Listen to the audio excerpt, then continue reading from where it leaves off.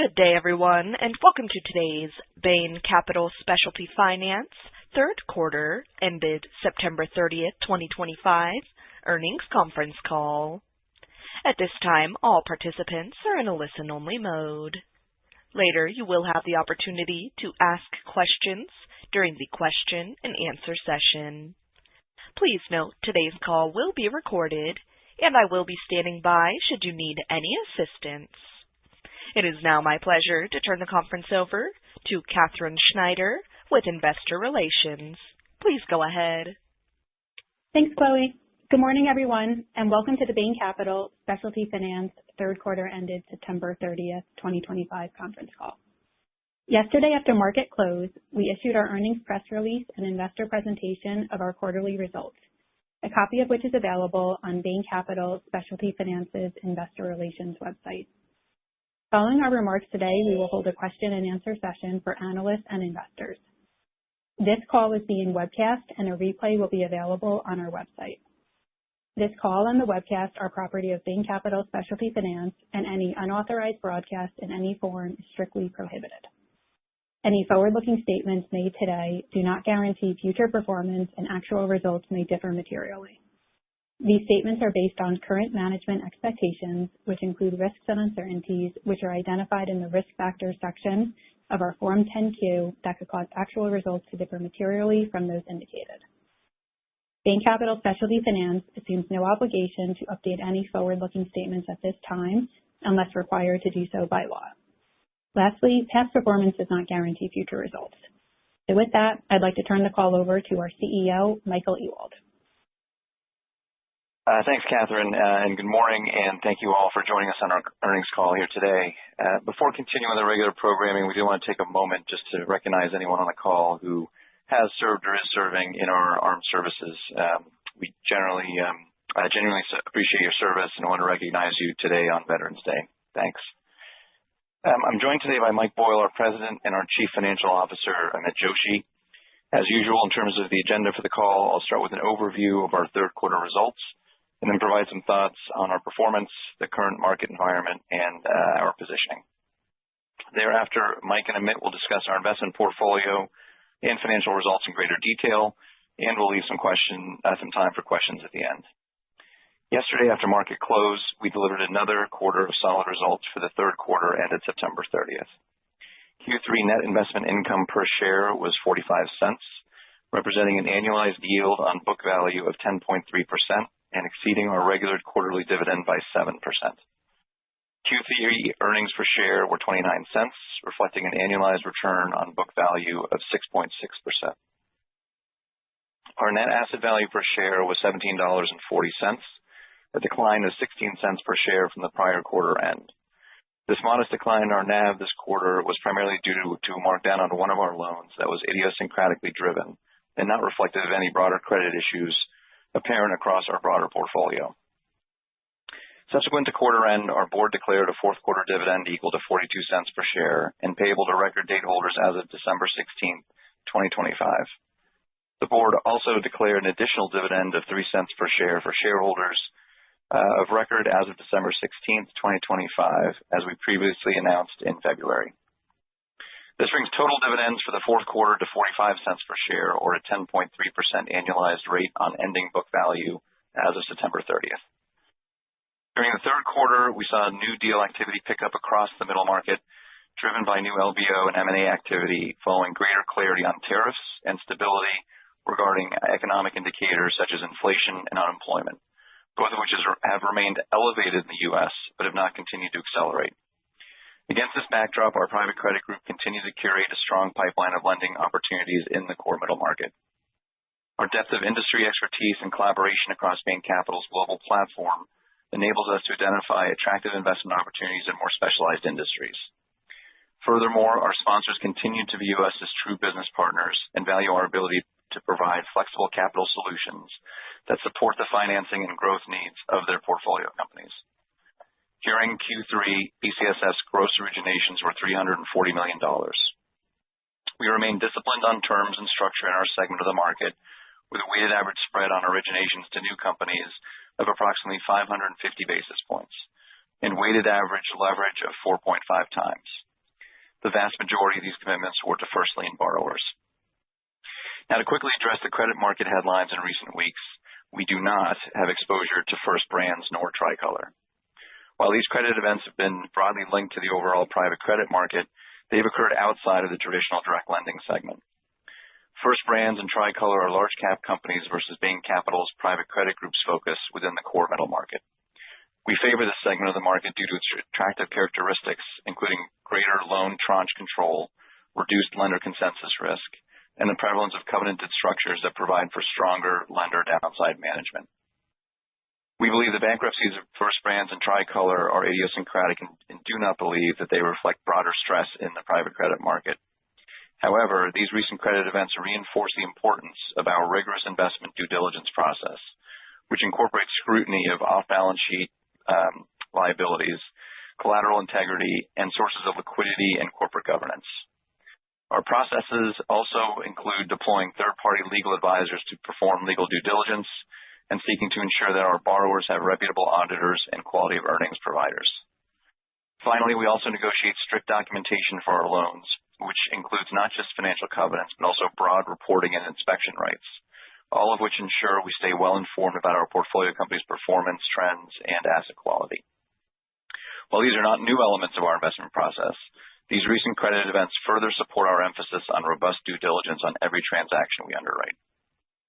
In fact, credit quality and fundamentals continue to be healthy across our portfolio. Investments on non-accrual represented just 1.5% and 0.7% at amortized cost and fair value, respectively, as of September 30th. Non-accruals were relatively stable from the prior quarter end. Turning to our outlook on earnings and dividend coverage in light of market expectations for a lower interest rate environment ahead.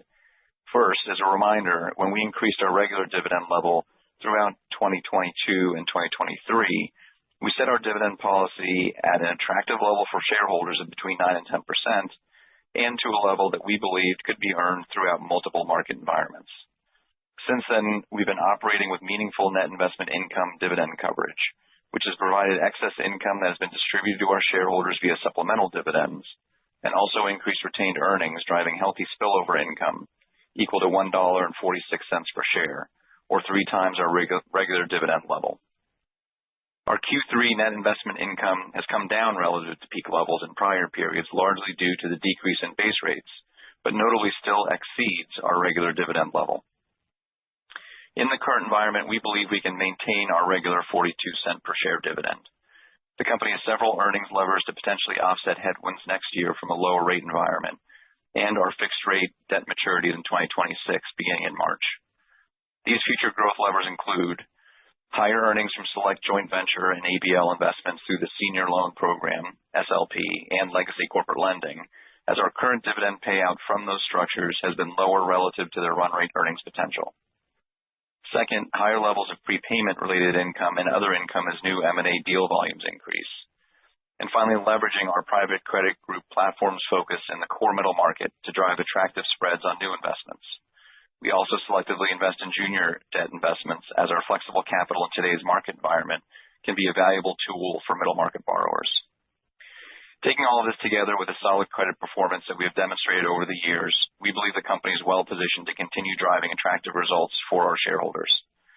Furthermore, we believe our current stock price valuation offers a compelling opportunity relative to our credit fundamentals. At BCSF's current market price as of yesterday's close, our dividend yield, inclusive of our regular and special dividend for Q4, represents a 13% annualized yield. We believe this is an attractive level for investors on both an absolute and relative value basis across the BDC sector. I will now turn the call over to Mike Boyle, our president, to walk through our investment portfolio in greater detail. Mike? Thank you, Mike, and good morning, everyone. I'll start with our investment activity for the third quarter and then provide an update and more detail on our portfolio. New investment fundings during the third quarter were $340 million into 101 portfolio companies, including $124 million in 14 new companies, $210 million in 86 existing companies, and $6 million into our SLP. Sales and repayment activity totaled approximately $296 million, resulting in net investment fundings of $44 million quarter over quarter. Our new investment fundings were comprised of 36% to new companies and 64% to existing portfolio companies. First lien senior secured loans continue to comprise the vast majority of our new investments, representing 89% of our new investment fundings. And the remaining 11% was comprised of 3% into second lien loans, 1% in subordinated debt, 5% in preferred and common equity, and 2% in our investment vehicles. We remain selective in our underwriting approach and continue to favor middle market sized companies within the core middle market. While the market environment remains competitive with spread compression continuing in the broader market, we believe Bain Capital remains well positioned to source new opportunities given our platform's breadth, scale, and longevity in the core middle market. As Mike Ewald highlighted earlier, the weighted average spread of our Q3 originations to new companies was approximately 550 basis points. We were also particularly active this quarter with providing add-on capital to existing portfolio companies, which resulted in a weighted average spread across all of our originations in the quarter of 610 basis points over base rates. Our new investments during the quarter continued to favor defensive industries such as healthcare and pharmaceuticals, aerospace and defense, and wholesale. Turning to the investment portfolio, at the end of the third quarter, the size of our portfolio at fair value was approximately $2.5 billion across a highly diversified set of 195 portfolio companies operating across 31 different industries. Our portfolio primarily consists of investments in first lien senior secured loans, given our focus on downside management and investing at the top of capital structures. As of September 30th, 64% of the investment portfolio at fair value was invested in first lien debt, 1% in second lien debt, 4% subordinated debt, 6% in preferred equity, 9% in equity and other interests, and 16% across our joint ventures, including 9% in the ISLP and 7% in the SLP, both of which have underlying investments primarily consisting of first lien loans. As of September 30th, 2025, the weighted average yield on the investment portfolio at amortized cost and fair value was 11.1% and 11.2% respectively, as compared to 11.4% and 11.4% respectively as of June 30th, 2025. The decrease in yields was primarily driven by a decrease in reference rates across our portfolio, as 93% of our debt investments bear interest at a floating rate. Moving on to portfolio credit quality trends, credit fundamentals remain healthy. Median net leverage across our borrowers was 4.7 times as of quarter end, down from 4.9 times as of the prior quarter end. Median EBITDA was $46 million, which was relatively unchanged from the prior quarter end. Watchlist investments as a percentage of our overall portfolio have remained stable quarter over quarter, as indicated by our internal risk rating scale. These investments include our risk rating 3 and 4 investments, which comprised 5% of fair value.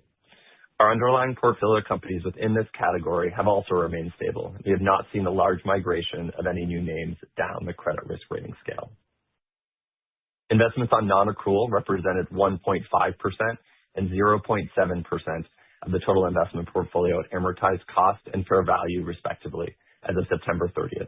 This is compared to 1.7% and 0.6% respectively as of June 30th. Turning it now to Amit, who will provide a more detailed financial review. Thank you, Mike, and good morning, everyone. I'll start the review of our third quarter results with our income statement.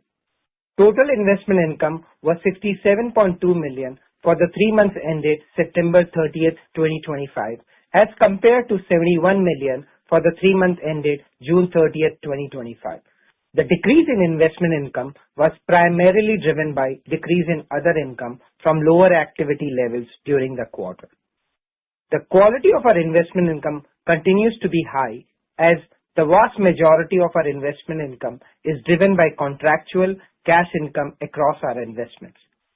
Interest income and dividend income represented 98% of our total investment income in Q3. PIK income represents 11% of our total investment income in Q3. Notably, the vast majority of our PIK income is derived from investments that were underwritten with PIK.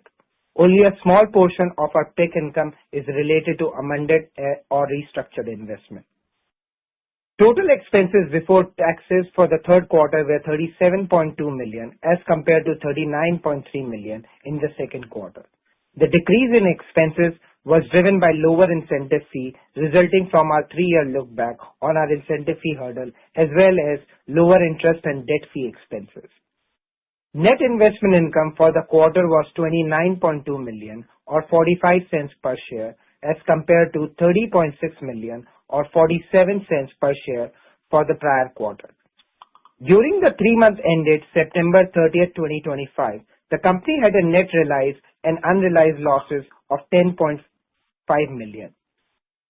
As Mike highlighted earlier, our net losses this quarter was primarily driven by one of our portfolio company investment and not broad-based across our portfolio. Net income for the 3 months ended September 30th, 2025 was $18.7 million or 29 cents per share. Moving over to our balance sheet, as of September 30th, our investment portfolio at fair value totaled $2.5 billion and total asset of $2.7 billion.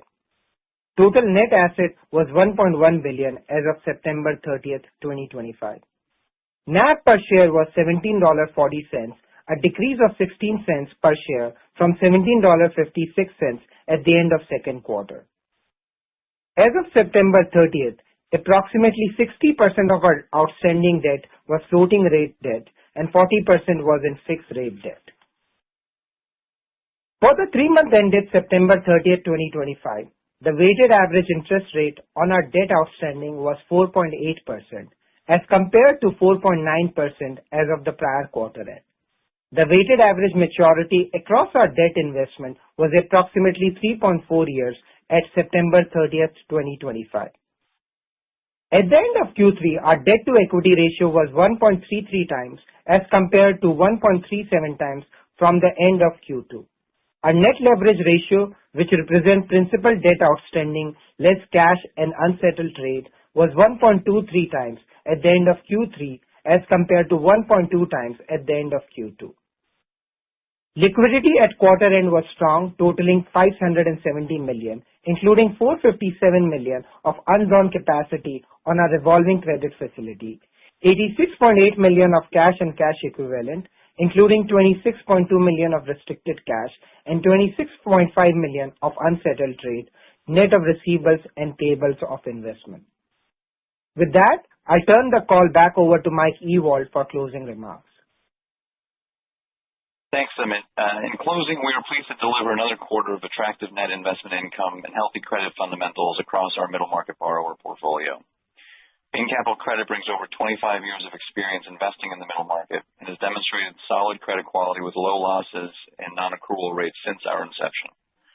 We remain committed to delivering value for our shareholders by providing attractive returns on equity and prudently managing our shareholders' capital.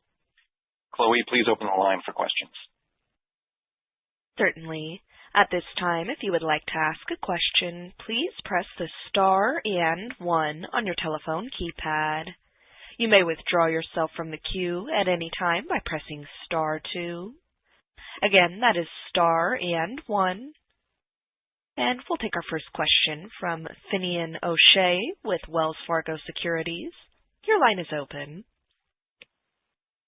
Hey, everyone. Good morning.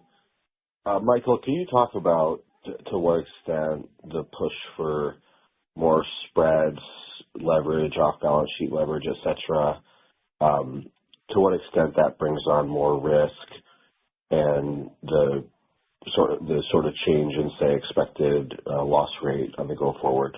Thanks.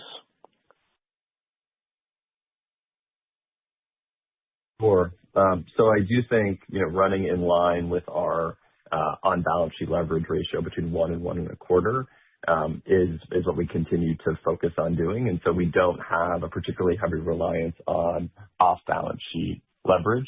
Both of our joint ventures do use leverage. The ISLP is levered about 0.8 times to 1, and the SLP is levered slightly more than that, but is a smaller position. So I think prudently managing to that on-balance sheet leverage ratio target is one thing that we do focus on, and I think that is a key part of the risk-return equation that we're doing for BCSF.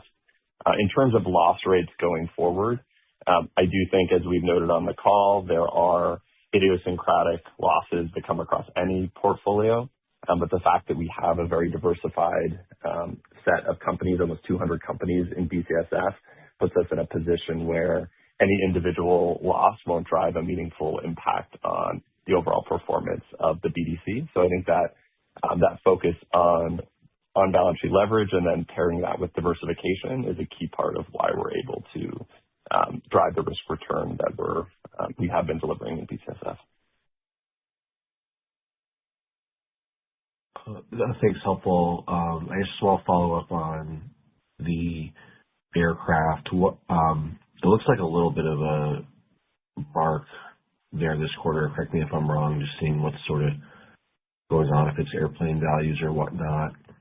And then aircraft high level, given that's a strength differentiator for Bain, is this something you could expand, say in a good asset or 30% bucket friendly way into more of the portfolio, or say lever those vehicles more safely? Any comment on that? Thanks. Sure. So we did have a small write-down on some of our aircraft this quarter, but really that's just looking to potential exit valuation of some of the aircraft that we do own, and not reflecting a meaningful change in our underwriting thesis there. We do think underwriting hard assets is an important part of what we do and a big differentiator for BCSF. We've done that in aviation.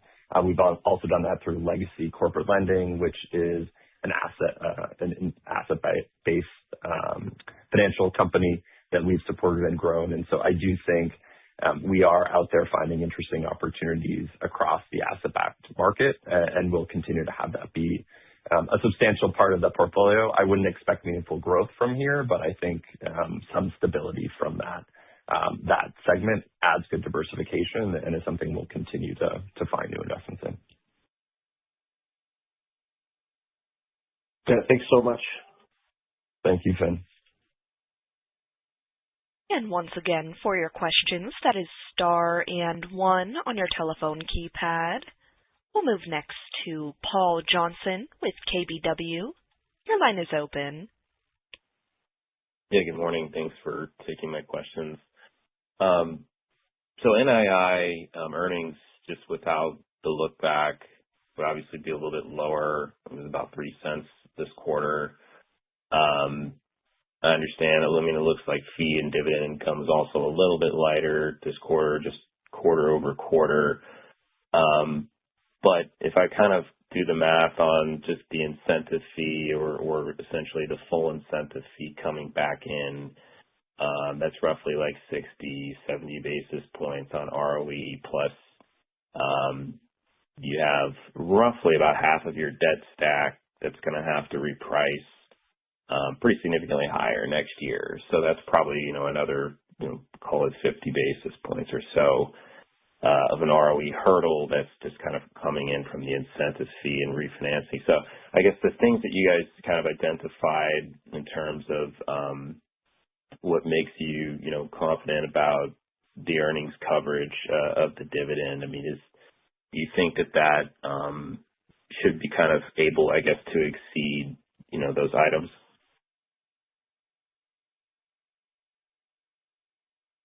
Yes, we do expect, as both Mikes highlighted, I think we have different levers to pull from our perspective, and we have taken into account some of the points which I've highlighted about our debt coming for refinancing next year. Of course, we did issue a debt earlier this year, but we totally appreciate that they will be done at a different level, which will put some pressure. But as Mike highlighted earlier, the levers which we have should be able to keep us above our regular dividend in terms of meeting those thresholds.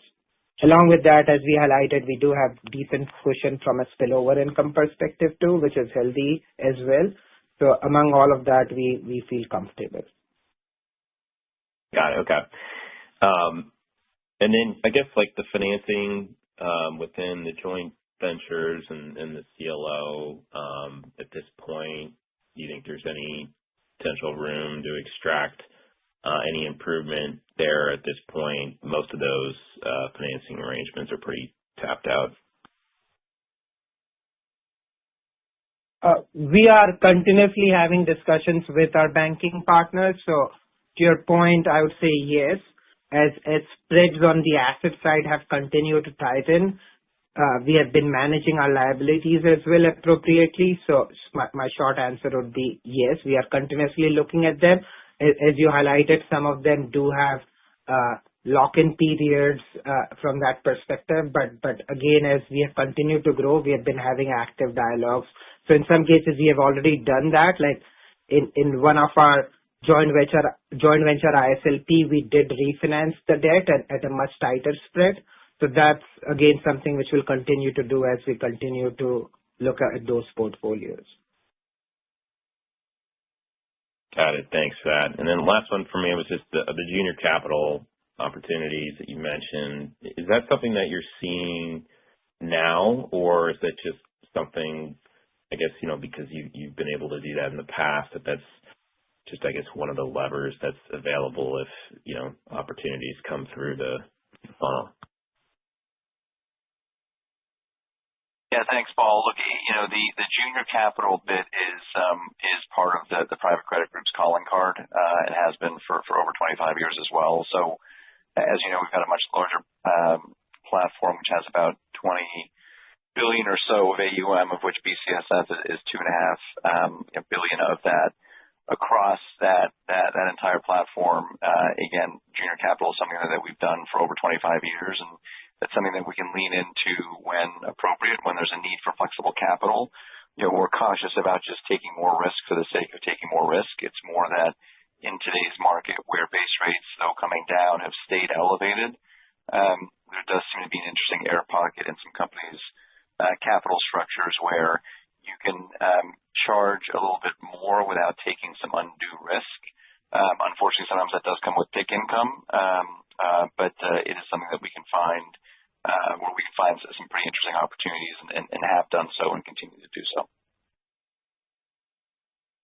Okay. Thank you very much. That's all for me. Thanks, Paul. And once more for your questions, that is star and one. We'll pause another moment.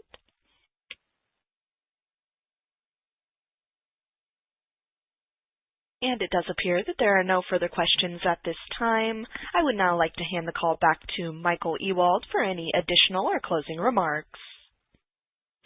Thanks, Chloe, and thanks again, everyone, for your time and attention today. We certainly appreciate your continued support of BCSF and look forward to speaking with you again soon. Thanks. This does conclude today's program. Thank you for your participation. You may disconnect at any time and have a wonderful afternoon.